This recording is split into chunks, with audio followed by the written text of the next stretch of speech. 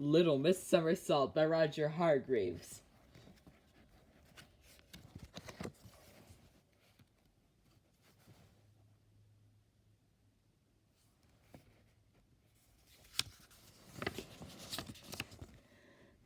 Little Miss Somersault is the sort of person who doesn't just go out for a walk.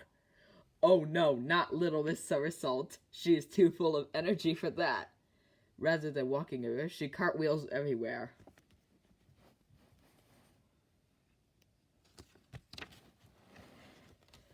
She doesn't just walk through her front door. That would be easy. She built a house where she could climb over the roof first. Little Miss Somersault doesn't sit in a chair. She balances on the back of it.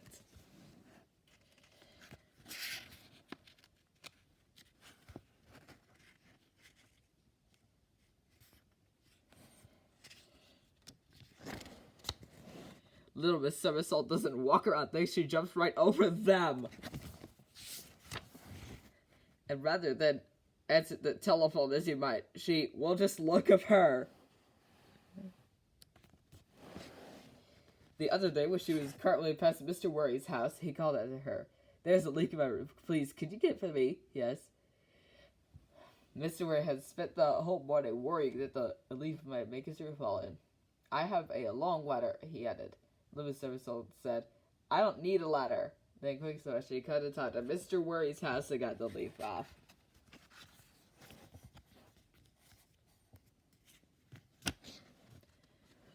A little further down the lane, Little Miss Somersault came to Mr. Skinny's house.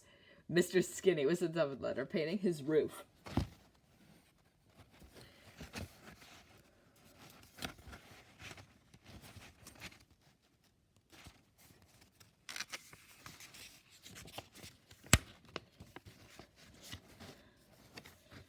Unfortunately, Mr. Bump came across the corner and walked under a ladder. Or rather, he tried to walk, but under a ladder, but being Mr. Bump, he walked straight to it. Bump! And you could see what happened. Little Miss Somersault had seen it all happen. What was that? I thought the ladder lying on the ground. She climbed top of Mr. Skinny's house and carried him safely to the ground. Under her arm, he wasn't very heavy.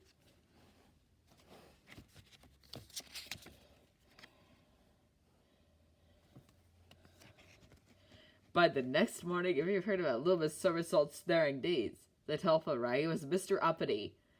"There's an umbrella stuck in my chimney. I heard you reply to roofs. I expect you here in 5 minutes." Mr. Grumpy, Mr. Mr. Uppity's house is one of the biggest houses I've ever seen. To climb to Mr. Uppity's house would be a real challenge, said Little Miss Somersault. It took no time at all for Little Miss Somersault to climb to Mr. Uppity's roof. "That was easy," she said, as she bounced out a chimney pot. Then she looked at the ground far beyond her. That was those things she could have done. Little Miss Somersault suddenly felt dizzy.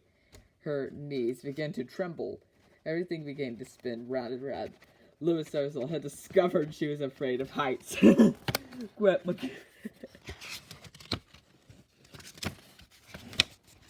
Luckily, Mr. Tickle happened to be passing. He stretched out one as they strode along. "Do you think he wanted to tickle Miss Somersault?" Of course he did. But before he bounced back safely down the ground. "Stop it!" laughed Little Miss Somersault. "I promise I won't do anything so foolish again." And off went Mr. Tickle looking for someone else to tickle.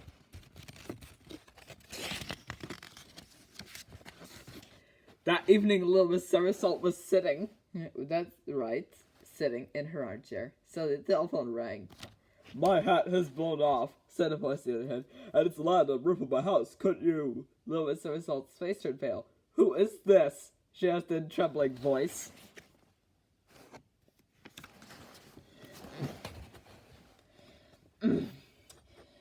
"It's Mr. Small," said Mr. Small. Little Miss Somersault breathed a huge sigh of relief.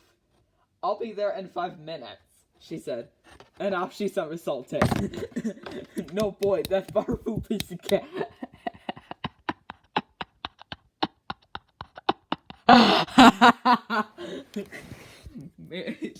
Mr. Fink is not bad. How could this ever happen? The beep came from my phone and it stopped raining. I think it's some egads. I like a piece of my god, that's so cute. Oops, that's so. You